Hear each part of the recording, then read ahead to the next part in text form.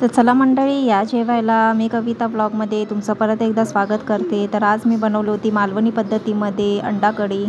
तर म्हटलं तुम्हाला झटपट रेसिपी शेअर करते। त्यासाठी मी इथे कांदा, सुके खोबरे आणि लसूण घेतला आहे। ते छान असं भाजून घ्यावे आणि त्याची पेस्ट करावी, जसं आपण खोबरं भाजतो तसं। आणि इथे फोडणीसाठी मी कांदा, टोमॅटो, कढीपत्ता, कोथिंबीर घेतला आहे।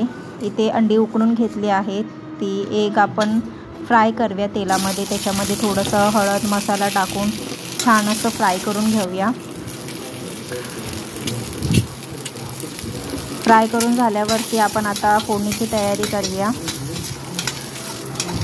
फोडणीसाठी मी इथे घेतलं आहे, इथे बघा आपले एक फ्राय झाले आहेत। फोडणीसाठी इथे तेल तापत ठेवलं आहे।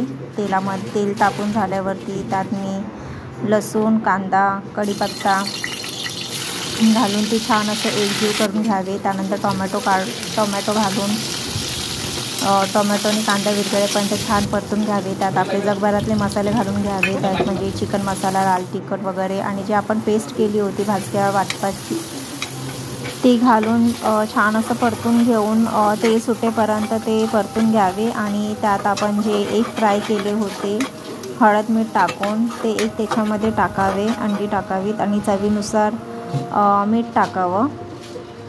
एक टाकून झाल्यावर आपल्याला जेवढं पाणी हवं आहे, कन्सिस्टन्सी हवी आहे तेवढं पाणी त्यात टाकून घ्यावे।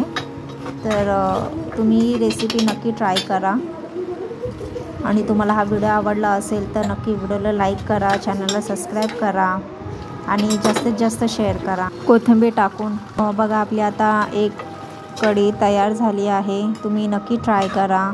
Thank you for watching my video. Bye everyone.